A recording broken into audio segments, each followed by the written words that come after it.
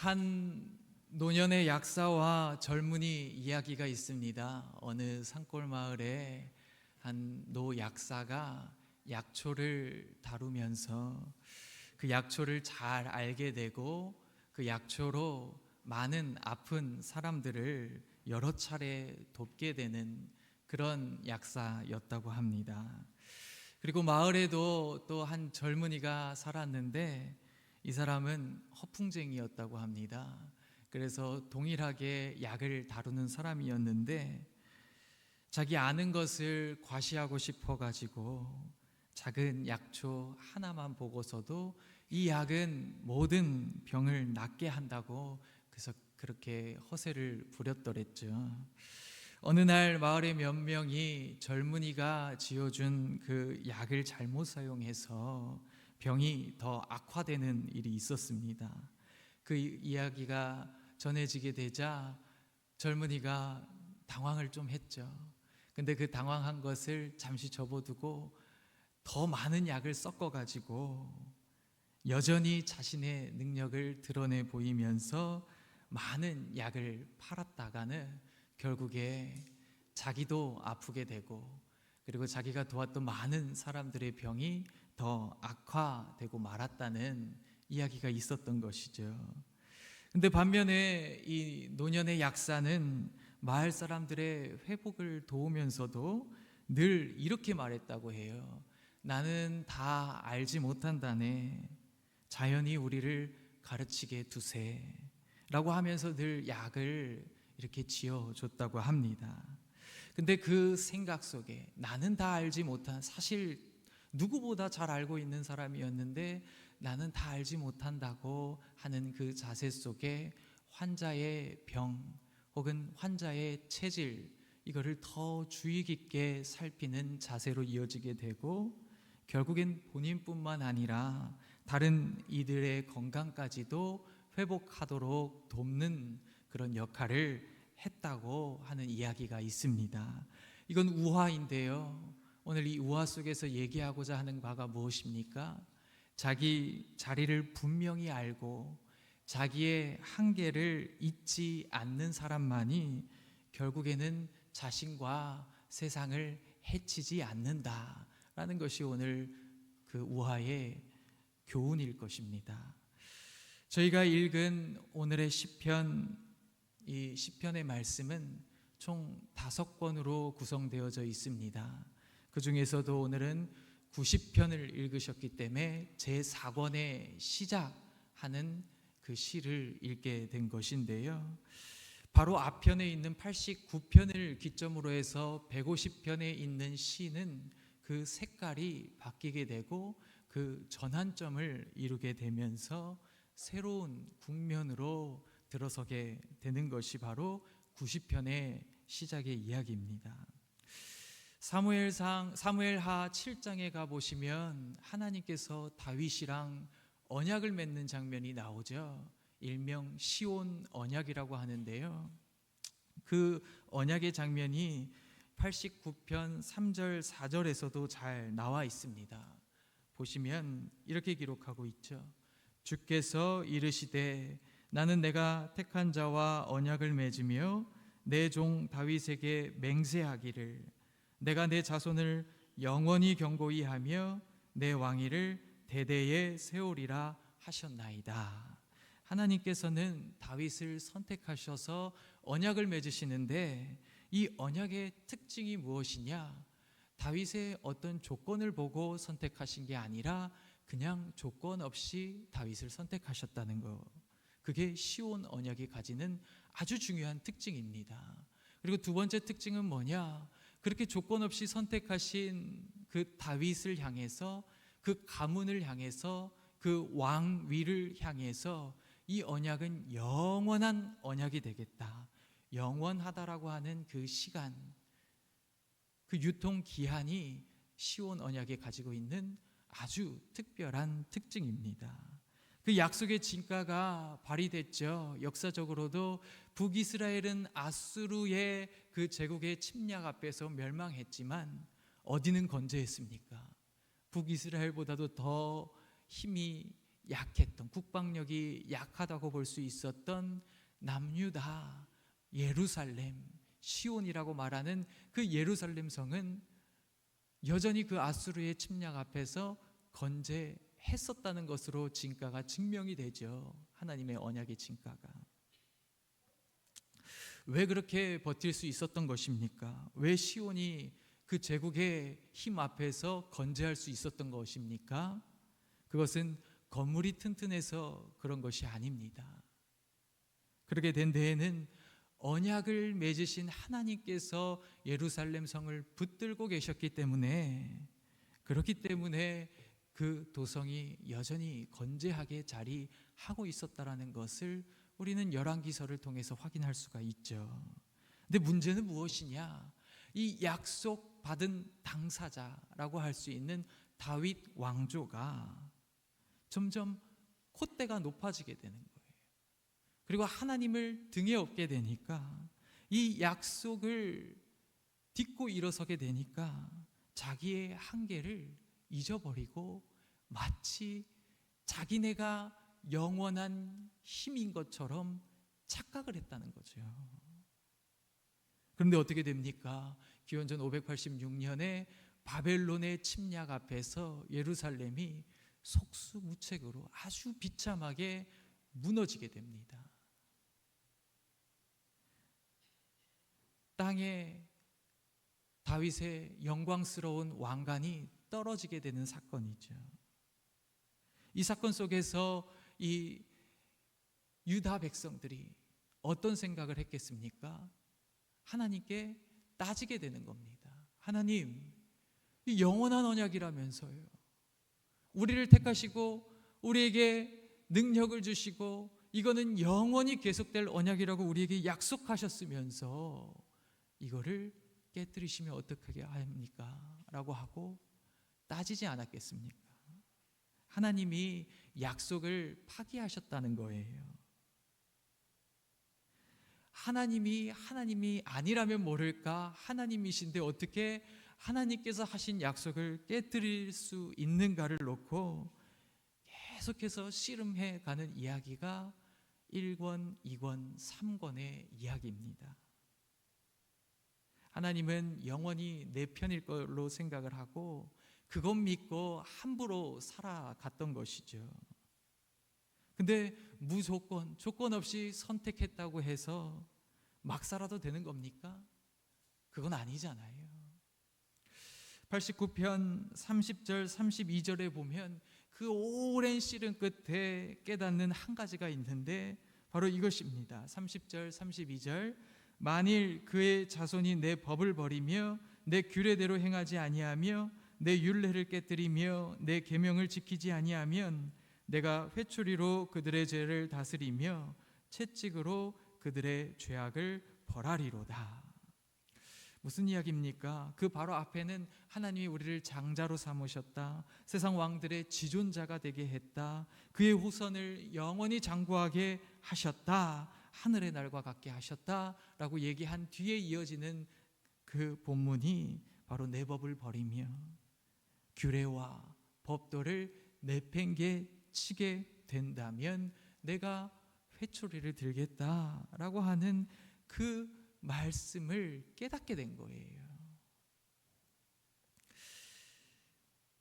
왜 이렇게 망했는가? 하나님이 언약을 파기했다고 생각했다고 했죠. 근데 다시 돌아보니까 왜 망한 거예요? 하나님이 우리를 조건 없이 사랑해 주셨는데도 불구하고, 영원히 세워가시기를 원했는데도 불구하고, 우리 편에서 다윗 왕조가 1차적으로 그랬지만 사실 인간 일반을 가리키죠. 우리 편에서 하나님의 법도 율례, 계명 다 내팽개치고 엉망진창으로 살아가면서 우리를 사랑하시고자 택하셨던 하나님을 무한하게 만들었다는 거예요. 하나님 편만을 강조했고 하나님이 나에게 영원히 그런 언약을 줬다고 했는 그 영원히에만 초점을 맞춰서 취해가지고 살았지, 정작 하나님이 우리를 왜 사랑하셨고 어떤 기대를 갖고 계셨는지 그 사명에 대해서는 생각을 하지 않았다는 거죠. 하나님이 다윗 왕조를 왜 택하셨습니까? 하나님의 뜻을 세상의 질서로 세워가는 왕조가 되라고 부르셨는데, 이 다윗 왕조가 그냥 하나님을 밟고 일어서 버린 거예요. 그래서 그 여러 가지 고심 끝에 이 문제를 발견하고 나자 이제 비로소 시인은 기대에서 실망으로 나아가게 되는 것이죠. 그동안 누구를 의지했습니까? 하나님께서 택하셨던 그 어떤 것보다도 강했던 우리 민족의 가장 높았고 찬란했던 다윗 왕조, 그 인간 왕들을 의지했는데요, 인간 왕들을 우리의 메시아 삼고 살았었는데 이제 그렇지 말아야 된다는 거예요. 사람을 의지하지 말아야 된다는 거예요. 그동안 우리를 지키는 것은 예루살렘 성전이 우리를 지키고 있는 줄 알았는데 성전이 아니라는 겁니다. 시인은 그래도 포기할 수가 없었어요. 그래도 이 오랜 가슴 앓이를 했다는 이유는 뭐냐면 이 찬란한 우리의 왕국을 포기할 수 없었다는 것을 상징합니다. 그런데 그거에 손을 놓아주는 장면이 이제 90편의 이야기 시작인 것입니다. 90편에서 이렇게 시작을 하죠.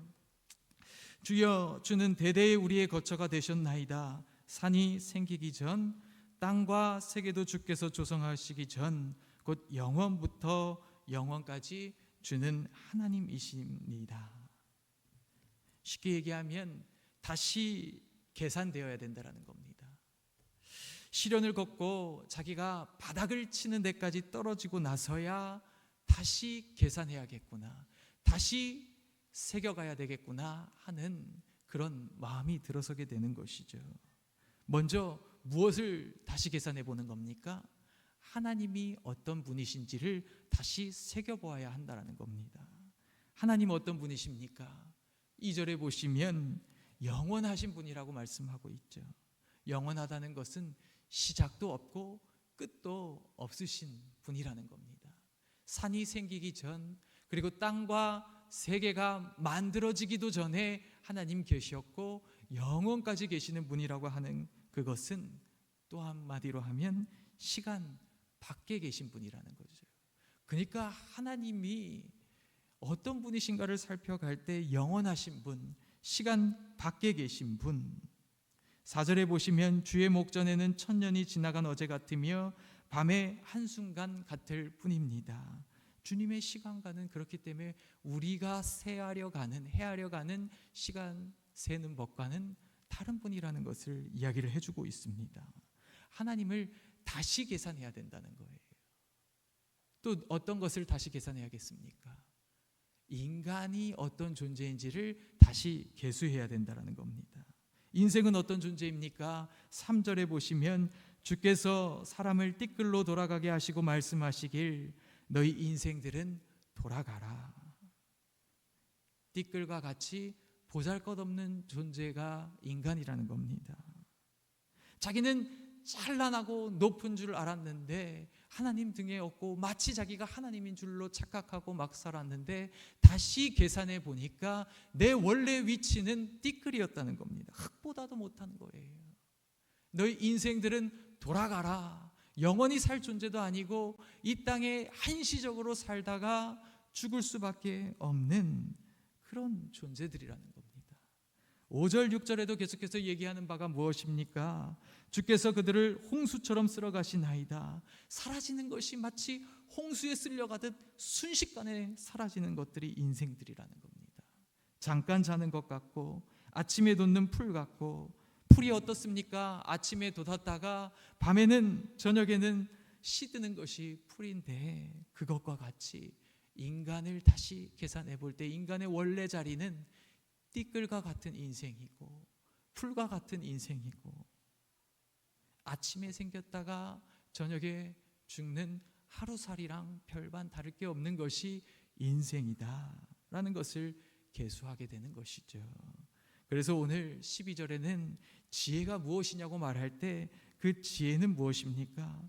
바로 영원하신 주님이 누구신지를 알고 그 앞에서 우리의 연수를 바로 계산할 수 있는 것, 그게 바로 성경이 얘기하는, 오늘 시인이 얘기하는 지혜로운 마음이라고 얘기를 하는 것입니다. 그동안은 하나님을 얕잡아 봤죠. 너무 하나님을 과소평가했습니다. 무엇을 해도 날 사랑해 주실 분으로 생각하고 함부로 살았습니다. 그동안은 자신을 대단하게 여겼습니다. 너무 부풀려서 자기를 과대평가했습니다. 띠끌과 같은 인생인지도 모르고서 마치 하나님이 도우시는 것을 자기의 능력으로 착각하고 살았던 그런 잘못된 평가 속에서 결국에는 모든 문제가 발생하고 여기서 죄의 문제까지도 비롯되는 것이죠. 일그러진 거울 가지고, 고장난 저울 가지고 자신의 모습, 하나님의 모습 재어보고 살다 보니까 자꾸 잘못된 방향으로 걸어가게 된 것이 우리네 모습이었다라는 그 반성이 시편 90편의 시작으로 들어있는 것입니다. 그래서 재평가가 이루어져야겠죠. 다시 저울로, 다시 줄자로 재어보니 하나님은 이렇게 크신 분이었고 나는 이렇게 작은 존재였구나. 그걸로 다시 평가해 봐야겠구나. 먼저 뭘 다시 평가해야 되겠습니까? 다윗이 아니라는 거예요. 인간 왕이 아니라는 겁니다. 10절에 보시면 우리가 잘 아는 말씀이죠. 우리의 연수가 70이요 강건하면 80이라도 그 연수의 자랑은 수고와 슬픔뿐이다. 오늘날은 이게 평균 수명처럼 비춰지지만 당시 성경이 쓰여지던 시대에는 70, 80은 장수한 것입니다. 근데 그렇게 장수한다고 해도 그 인생은 수고와 슬픔이라고 정리할 수 있는 인생밖에 안 된다는 거예요. 무슨 이야기입니까? 세상에 아주 찬란하고 높은 다윗 왕이라고 해도, 그 왕의 후손들이라고 해도, 하나님의 약속을 받은 사람들이라고 해도 그거는 기껏해야 70이나 80 인생이라는 거예요. 한숨뿐인 숨붙이 인생이라는 것입니다. 그동안은 다윗의 후손을 가리켜서 왕이라고 여겼는데 이제는 누구를 왕이라고, 누구에게 눈을 돌려야 된다고 시인은 얘기하고 싶은 것입니까? 그냥 평생이 순식간인 숨붙인 인간 왕이 아니라 인간왕을 의지하는 데에서 눈을 돌려서 영원하신 분께로 초점을 맞춰야 된다라고 하는 그 시선의 변화가 90편부터 시작되는 것입니다. 두 번째로 뭐가 재평가돼야 되겠습니까? 또 우리의 안전한 의지처가 뭐였다고요? 예루살렘 성전이었습니다. 성전 자체가 사실은 피난처는 아니었죠. 성전은 하나님이 임재하시는 공간이었지 하나님이 거기 계신 것은 아니에요. 어떻게 창조주 그 크신 하나님을 그 작은 성전에 가둘 수가 있겠습니까? 이것을 누구보다도 잘 알았던 솔로몬이 성전을 건축했잖아요. 근데 건축하고서 첫방에 드리는 기도에서 그가 가지고 있는 성전이 어떤 모습인지 그의 생각을 들어볼 수가 있는데, 열왕기상 8장 27절입니다. 하나님이 참으로 땅에 거하시리이까 하늘과 하늘들의 하늘이라도 주를 용납하지 못하겠거든 하물며 내가 건축한 이 성전이오리이까. 무슨 이야기입니까? 하늘의 하늘도 하나님을 다 담을 수 없는데 과연 이 성전에 하나님을 어떻게 다 담을 수 있냐는 얘기예요. 건물이 우리를 보호해 주지 못한다는 이야기를 하는 겁니다. 더 이상 그 예루살렘 성전, 파괴된 멸망된 성전에서 눈을 떼서 진정한 보호자에게로 초점을 맞춰야 된다라고 하는 것이 시인의 요청인 것입니다. 그래서 1절에 보시면 주여 주는 대대에 우리의 거처가 되셨나이다. 우리의 거처는 피난처라고 하는 말인데요, 예루살렘 성전이나 혹은 인간 왕 다윗 왕조가 우리의 거처, 우리의 피난처, 우리의 보호가 되는 것이 아니다. 우리의 참된 보호는 누구다? 우리의 참된 보호자는 누구다? 바로 여호와 하나님이시다 라는 것을 90편의 시인은 얘기하고 싶은 것이죠. 이 이야기 속에서 오늘 가장 중요한 대목이 한 가지 더 있는데요. 그것이 무엇이냐? 바로 오늘 90편의 표제입니다. 표제는 뭐라고 되어 있느냐? 하나님의 사람 모세의 기도다라고 그렇게 되어 있죠. 하나님의 사람이라고 하는 이 칭호는 지금까지 누구를 향한 칭호였냐면 다윗 왕조의 왕들을 가리키는 칭호였습니다. 근데 그 칭호가 지금 누구에게 다시 이전되고 있어요? 모세에게 이전되고 있죠. 모세는 하나님의 사람이라고 얘기를 하는 거예요. 90편부터는 그래서 이제 모세 시대로 거슬러 올라가는 이야기들을 제4권 90편부터 106편까지 쭉 해갈 것입니다. 왜 모세 시대까지 거슬러 올라가는 것입니까? 왜 모세를 더 크게 주목하고 있는 것입니까? 모세 시대는 어떤 시대였어요? 왕이 없는 시대였잖아요. 자기 땅 없었던 시대입니다. 성전 없었던 시대입니다. 그리고 척박한 그런 광야를 함께 진짜 힘들게 걸어갔던 나그네 시절이잖아요. 근데 왜 그 시절로 회귀하고 있는 거냐는 거예요. 왜 그렇습니까? 그때는 하나님께서 이스라엘 백성을 이끌고 있었던 시대였기 때문에 그렇습니다. 하나님께서 이끌고 계셨던 자리, 하나님께서 이끌고 계셨던 그 시대, 그 시대로 다시 돌아가야 된다는 거예요. 하나님의 모습, 우리의 모습을 제대로 계수해 보니까, 제대로 재어 보니까 우리가 돌아가야 할 곳은 다윗 세상 인간 왕이 다스리는 그 자리가 아니라 하나님이 다스렸던 때로 가야 한다라는 것이죠. 다시 말해서 다윗 왕 훨씬 이전에 이스라엘에는 이미 왕이 있었다라고 하는 이야기를 하고 있는 것입니다. 그 왕은 누구입니까? 바로 야훼 하나님, 여호와 하나님이라는 것이죠. 우리가 매일 볼 수 있는 교육 자료가 있다면 해와 달일 것입니다. 해가 뜨고 짓는 모습을 보면서 이거는 우리의 인생의 요약뿐이구나 라는 것을 깨달을 수가 있죠. 해가 충천에 떴다고 함부로 하고 자기가 영원히 충천에 있을 것이라고 생각하는 그런 방법이 어디 있겠습니까? 충천에 떠 있어도 몇 시간만 지나면 지는 해가 된다라는 거, 달도 마찬가지고, 그게 바로 피조된 자리인데, 근데 중천에 떠 있다고 자기 모습이 마치 그 모습인 양 착각하고 함부로 살아가고 하는 그런 모습은 얼마나 지혜가 없는 거고 얼마나 한 치 앞도 내다보지 못하는 것입니까? 아무리 이름난 왕이라도 예외가 아니라는 거죠. 그 푸틴과 시진핑의 이야기가 뉴스 기사로 나왔을 때 이제는 150년까지 살 수 있다고, 모든 장기를 다 새롭게 이식하면 가능할 수 있다고 그런 이야기를 했다고 하는데, 그래도 150년이잖아요. 아무리 세상에서 크고 높은 자리에 있다고 해도 150년을 어떻게 넘기겠습니까? 그들 말대로 한다고 쳐도. 띠끌 같은 하찮은 인생은 어느 누구에게도 예외가 아닙니다. 근데 거기에서만 머무르는 것이 아니라 우리가 띠끌 같은 인생이라고 해도 그 인생을 하나님의 사람이다 라고 칭할 수 있는 이유가 무엇입니까? 그걸 오늘 본문에서 물어봐야겠죠.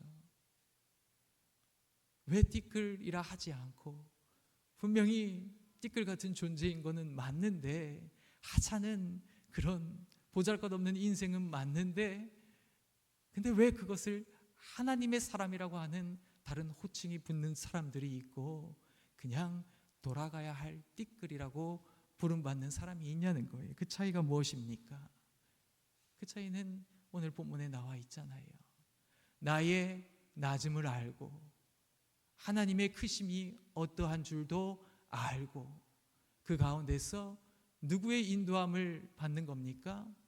하나님의 인도하심을 받는 사람.